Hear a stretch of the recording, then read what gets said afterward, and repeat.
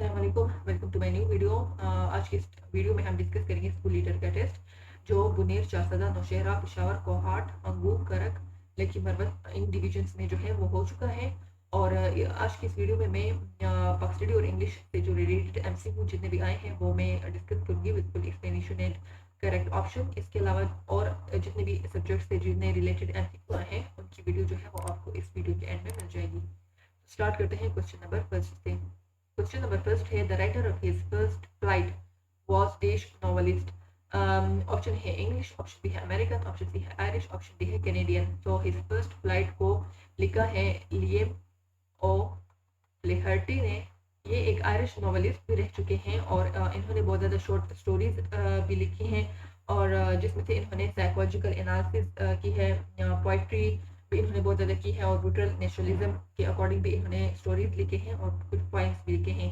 So the writer of his first flight was Liam O'Flaherty and he was an Irish novelist. So इसमें से option C जो है वो correct option है। Question number 2 है he reads many books. Identify the clause. Option A है independent, option B है dependent, option C है both A and B and option D है none of the above. He reads many books. तो ये जो है कौन सा क्लास है?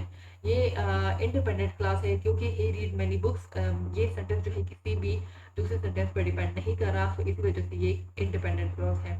ऑप्शन ए जो है वो इस क्वेश्चन में करेक्ट ऑप्शन है। क्वेश्चन नंबर 8 है निक Patrick recommended to rise of collective and leadership instead of practicing Desh. Option A है ordinary leadership, option B है heroic leadership, option C है cowardly leadership और option D है fearful leadership. So Nick Petrie के according जो है उन्होंने recommend किया है that to rise of collective leadership instead of practicing heroic leadership. अब हीरोइक लीडरशिप किसे कहते हैं? जो हीरोइक लीडरशिप जो है वो उसमें से कोई कंपनी हो या कोई ऑर्गेनाइजेशन हो और उसमें से उसका एक बॉस हो और उसके पास सारे पावर्स हो और बिकॉज ऑफ देयर पोजीशन, और वो उसी पावर की वजह से वो डिसीजन जो है वो जो है वो अनइलेक्ट्रिकली जो है वो डिसीजन ले सकता हो। तो हीरोइक लीडरशिप जो है इसमें से ये इंक्लूडेड है। तो इन्होंने कलेक्टिव लीडरशिप को फोकस किया है हीरोइक लीडरशिप में। तो इसमें से ऑप्शन बी जो है वो करेक्ट ऑप्शन है क्वेश्चन नंबर 8 में। क्वेश्चन नंबर 9 है for organisational development the leader focus on. Option A है employ orientation approach, option B है production orientation approach, option C है जॉब डिस्क्रिप्शन ऑफ अपॉर्चुनिटीज और ऑप्शन डी है both A and B. So organisational development के लिए leader, उसका organisation का जो लीडर होता है, जो हेड होता है, वो किस चीज़ पर फोकस करता है? तो वो फोकस करता है एम्प्लॉय ओरिएंटेशन अप्रोच पर। यानी वो देखता है कि उस ऑर्गेनाइजेशन में जितने भी एम्प्लॉय हैं उनकी ओरिएंटेशन अप्रोच पर पर फोकस करता है, क्योंकि उन एम्प्लॉय की वजह से ही उनकी ऑर्गेनाइजेशन जो है वो डेवलप करेगी। उसका ऑर्गेनाइजेशन जो है वो बना है इन एम्प्लॉय की वजह से और उनकी हार्डवर्क की वजह से, उनके ओरिएंटेशन अप्रोच की वजह से उनकी ऑर्गेनाइजेशन जो है वो डेवलप करेगी। इसलिए वो लीडर जो होता है वो उसका जो मेन फोकस होता है वो होता है एम्प्लॉय ओरिएंटेशन अप्रोच पर। तो ऑप्शन ए जो है इसमें से करेक्ट ऑप्शन है। क्वेश्चन नंबर 3 है call me dash you get to the hotel. Okay, option A है आफ्टरवर्ड्स, ऑप्शन बी है आफ्टर, ऑप्शन सी है इमीडिएटली, ऑप्शन डी है एज सुन एज। तो call me after you get to the hotel, यानी hotel पर पहुंचने के बाद जो है मुझे कॉल करना। तो इसमें आता है option B after, call me after you get to the hotel. Okay, तो इसमें से ऑप्शन बी जो है वो करेक्ट ऑप्शन। क्वेश्चन नंबर 4 है choose the correct meaning of the word remote. Remote का करेक्ट मीनिंग क्या है? ऑप्शन ए है नियर, ऑप्शन बी है रिमूव, ऑप्शन सी है रिमाइंड, ऑप्शन डी है located far away. So the word remote का correctly और एग्जैक्टली मीनिंग है that situated far from the main centre of population, situated far from main centre of population. यानी population के main centre से आप अगर कहीं दूर रहते हो तो उसे कहते हैं रिमोट। सो यहाँ पर नियर नहीं आता, रिमूव भी नहीं आता, रिमाइंड भी नहीं आता, located far away. So this is the correct option of question number 4। Question number 5 है that warnings undesirable work assignment withholding key information, demotion, suspension and dismissal are the examples of these. Option A है coercive influence, option B है legitimate influence, option D है reprint influence और option D है expert influence। तो इसमें से option D जो वो करेक्ट ऑप्शन है लेजिटिमेट इन्फ्लुएंस। लेजिटिमेट इन्फ्लुएंस किसे कहते हैं? लेजिटिमेट इन्फ्लुएंस में लेजिटिमेट इन्फ्लुएंस में एक पर्सन के पास उसकी पोजीशन की वजह से वो पावर हो और वो ऑर्गेनाइजेशन में ऐसी पोजीशन पर हो उसके हाथ में पावर हो। और यानी जैसे कि अगर फॉर एग्जांपल कोई ऑर्गेनाइजेशन है और उसमें से एक बॉस है, तो बॉस के पास सारे पावर्स होते हैं। वो किसी बंदे को वार्न भी कर सकता है अनडिजर्वेड वर्क के लिए, असाइनमेंट, विथहोल्डिंग की इंफॉर्मेशन की एबिलिटी उसकी पावर भी उसके पास है, डिमोशन की भी पावर उसके पास है, सस्पेंशन और डिसमिसल की। इन सारे पावर जो है ये उस बॉस के पावर में इंक्लूडेड है। तो अगर आप किसी ऑर्गेनाइजेशन में ऐसी पोजीशन पर हो कि आपके पास ये सारे पावर्स हों, तो उसे कहते हैं लेजिटिमेट इन्फ्लुएंस। ये लेजिटिमेट इन्फ्लुएंस की डिफिनीशन है। इसके बाद हमारे पास है कोर्सिव इन्फ्लुएंस। सो कोर्सिव इन्फ्लुएंस में इंक्लूडेड है that formal power source with influencing agent use threat of force to gain complaint from target of influence। coercive power जो है इसमें से इंक्लूडेड है ये एक फॉर्मल पावर सोर्स है। इसमें से force threat of force use किया जाता है टारगेट ऑफ इन्फ्लुएंस को अचीव करने के लिए। So this is not a correct option. Referent influence है। सो रिफरेंट इन्फ्लुएंस में लीडरशिप एबिलिटी जो है वो इंस्पायर करता है और दूसरों को इन्फ्लुएंस करता है। तो this also incorrect. Option B जो है इससे करेक्ट ऑप्शन है।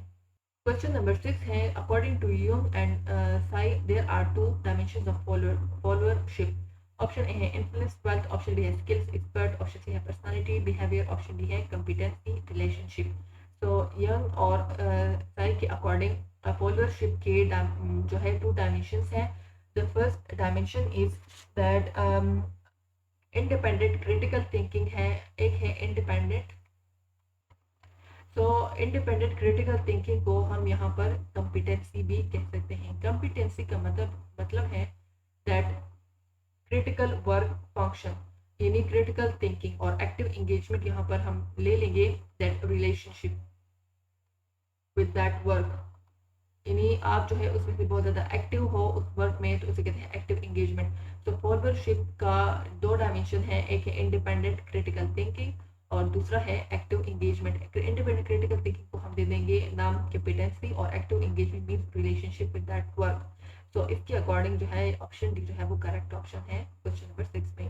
क्वेश्चन नंबर 7 है there are the following levels of leadership except, यानी हमारे पास लेवल लीडरशिप के बहुत ज़्यादा लेवल्स हैं और उसमें से जो लेवल नहीं है वो आप करेक्ट करें। तो लीडरशिप के कौन कौन से लेवल्स हैं? लीडरशिप के लेवल्स हैं, levels of leadership included position, permission, production, people development,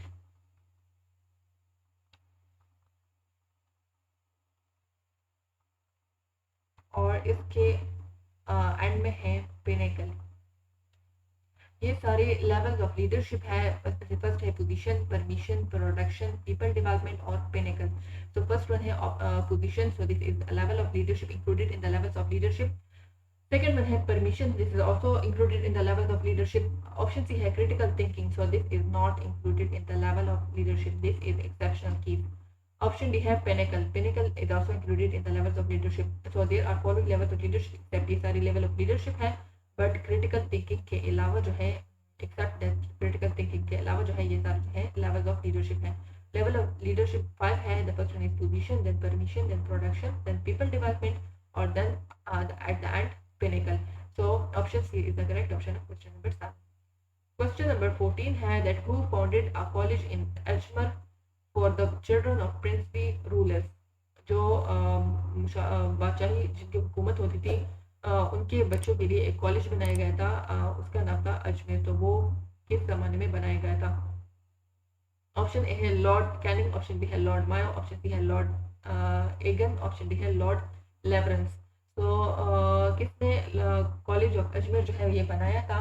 तो उस कॉलेज का नाम था मायो कॉलेज और ये बॉयज़ कॉलेज था और जिसका ये एक इंडिपेंडेंट बोर्डिंग स्कूल थी इसमें, और ये एक अजमेर राजस्थान इंडिया में बनाया गया था।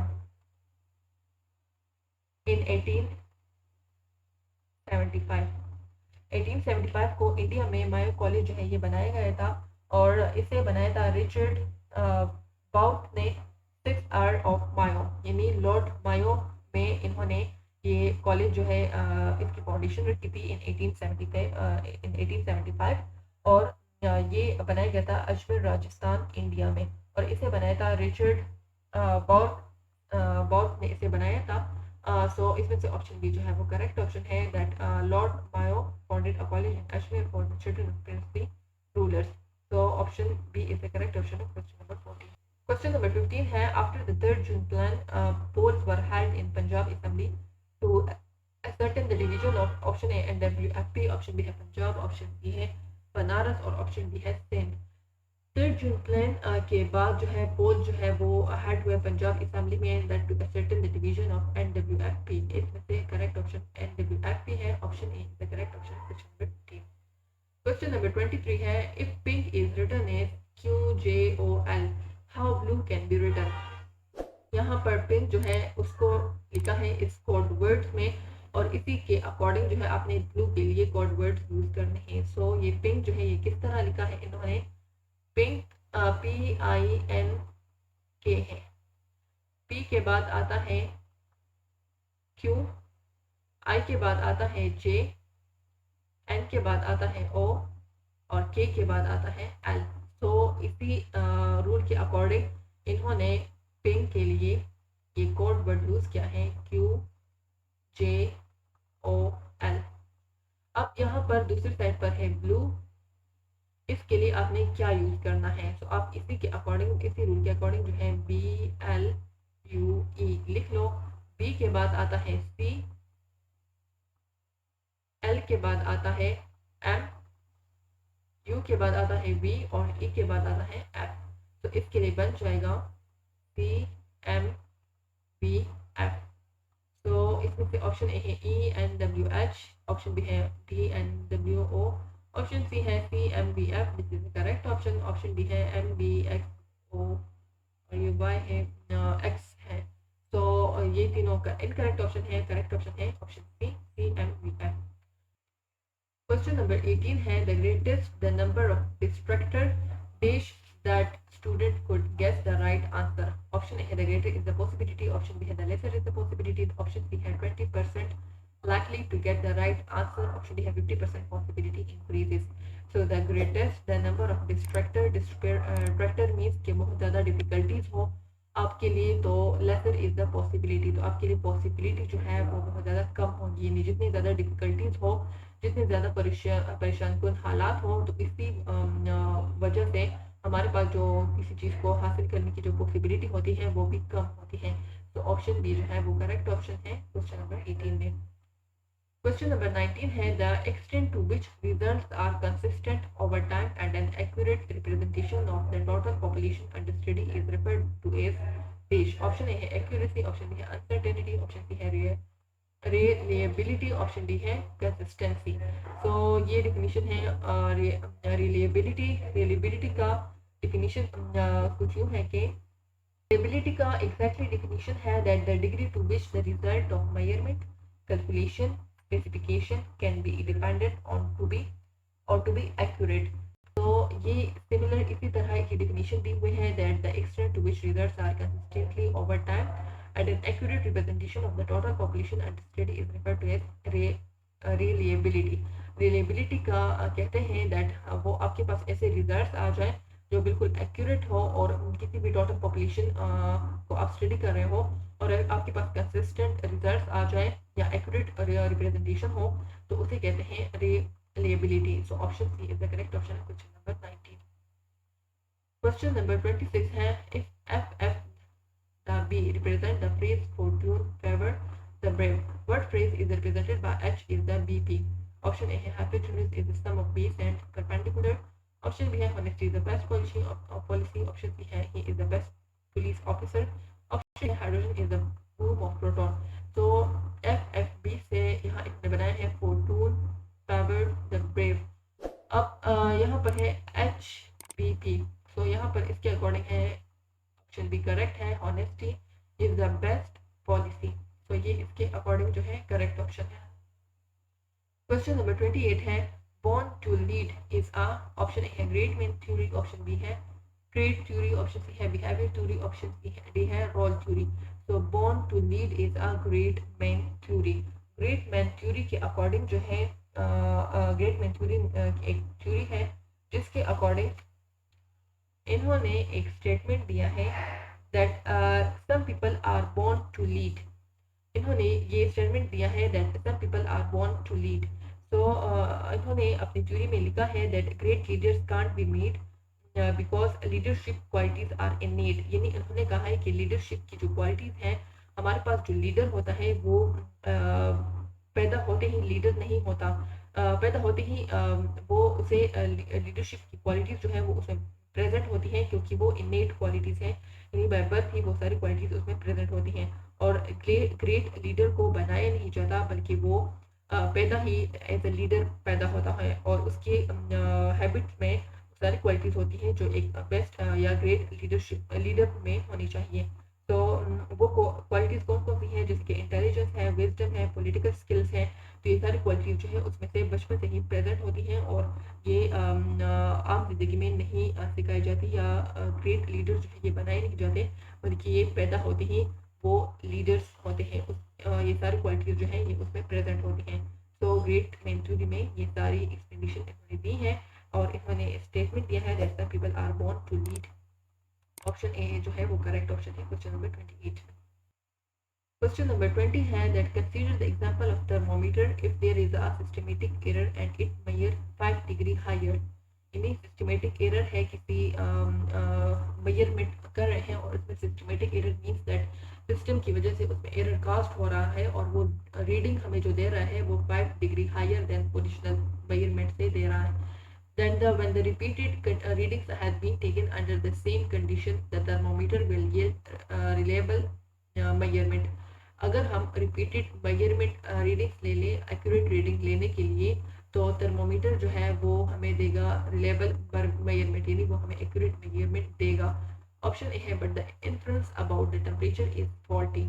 यानी यह ऑप्शन ए है कि हमारे पास जो कंक्लूजन आया है वो टेम्परेचर के अकॉर्डिंग वो गलत होगा। ऑप्शन बी है it is not possible if the measurement is reliable then it will be not valid। Option C है and the influence about the temperature is valid. Option D है there is no uncertainty in the measurement of temperature. तो option A जो है वो correct option है but the influence about the temperature is faulty. यानी हमारे पास जो conclusion आया है टेम्परेचर के अकॉर्डिंग वो गलत है। इसीलिए अगर आप रीडिंग बहुत ज़्यादा रिपीटेड रीडिंग्स की ले लो तो वो उसी में भी एरर आएगा और हमारे पास जो एक्चुअल आंसर होगा, फाइनल आंसर होगा, वो गलत होगा। तो ऑप्शन ए जो है वो करेक्ट। क्वेश्चन नंबर 29 है the behaviour theory exhibited two types of behaviour of leaders. Option A है concern for purpose and for production. Option B है concern for production and people. Option C है concern for principle and rules. Option D है concern for goals and development. Behaviour theory जो है इन्होंने two types of behaviour of leaders बताए हैं और behaviour theory के according that the success of leader is based on their behaviour rather than there natural attributes. यानी behaviour of leaders में के दो टाइप हैं और उन्होंने बिहेवियर थ्योरी में बताया है कि किसी लीडर की सक्सेस के लिए उसके वो सारा डिपेंड उसके बिहेवियर पर करता है, उसके एट्रीब्यूट्स या उसके गोल या डेवलपमेंट पर नहीं, बल्कि उसके बिहेवियर पर, उसके प्रोडक्शन पर, पीपल पर डिपेंड करता है, उसके पर्पस पर। So option A है concern for purpose and production। So this is the correct included in this theory। Option B है concern for production and people। Option C है concern for principle and rules। तो ये तीनों option जो है वो इस थ्योरी में इंक्लूडेड है। जो इस थ्योरी में नहीं इंक्लूडेड वो है option D concern for goal and development. यानी वो इस अपने एट्रीब्यूट्स पर डिपेंड नहीं करता, गोल्स पर, डेवलपमेंट पर डिपेंड नहीं करता, बल्कि अपने बिहेवियर पर डिपेंड करता है, प्रिंसिपल्स पर, रूल्स पर, प्रोडक्शन पर और अपने पर्पस पर। Option D is the correct answer. Question number 29। Question number 30 है this is referred to as the experience of lacking the resources including time and energy which is needed to meet the demands of all roles। Option A है cultural role. Option B है role unload. Option C है role overload. Option D है none of the above. तो इसमें से option C जो है correct option है। रोल ओवरलोड कैसे कहते हैं? रोल ओवरलोड कहते हैं कि ओवरलोड कहते हैं कि एक इंडिविजुअल जो है वो मल्टीपल रोल्स को फुलफिल करना चाहता है, बट उसके पास रिसोर्सेज की डिफिशिएंसी की वजह से वो उन्हें परफॉर्म नहीं करता, और ओवरलोड उसकी बहुत ज़्यादा है, इस वजह से उसके पास रिसोर्स नहीं होते और वो सारे जो डिमांड है या जो वो मल्टीपल रोल्स करना चाहता है वो नहीं कर सकता अपनी रिसोर्सेज की डिफिशिएंसी की वजह से।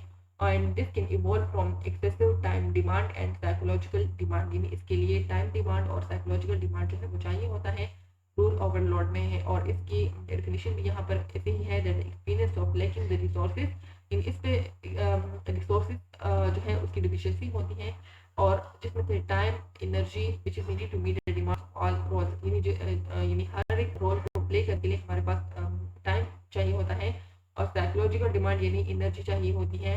तो अगर इसकी रिसोर्सेज की डिफिशिएंसी हो तो हम सारे रोल जो है वो फुलफिल नहीं कर सकते। So this is the definition of rule overload. Option C is the correct option. Question number 13. Question number 21 है A, AB, ABD, ABDG, ABDG, K. Which group of letters comes next? यानी इसके बाद कौन सा group of letter जो है वो आएगा। तो यहाँ पर सिंगल A है, फिर AB है, फिर यहाँ पर है ABD, यानी इनके दरमियान जो है C मिसिंग है, one letter is missing. ABDG अब दो लेटर मिसिंग है, EF जो है यहाँ पर मिसिंग है। ABDGK अब यहाँ पर थ्री लेटर्स मिसिंग है। HIJ ये तीनों लेटर्स जो है वो मिसिंग है। तो अब इसके बाद जो वर्ड आएगा तो K के बाद फोर लेटर्स मिसिंग होंगे और उसके बाद जो लेटर आएगा वो करेक्ट ऑप्शन होगा। इसमें से है ABDGKP, यानी ABD के बाद B के बाद एक लेटर मिसिंग है C, फिर यहाँ पर EF मिसिंग है, फिर यहाँ पर HIJ मिसिंग है, और यहाँ पर LMNO, तो यहाँ पर B मिसिंग है। सो इससे ऑप्शन सी जो है वो करेक्ट ऑप्शन है, ABDGKP। C option C is the correct option. Question number 21।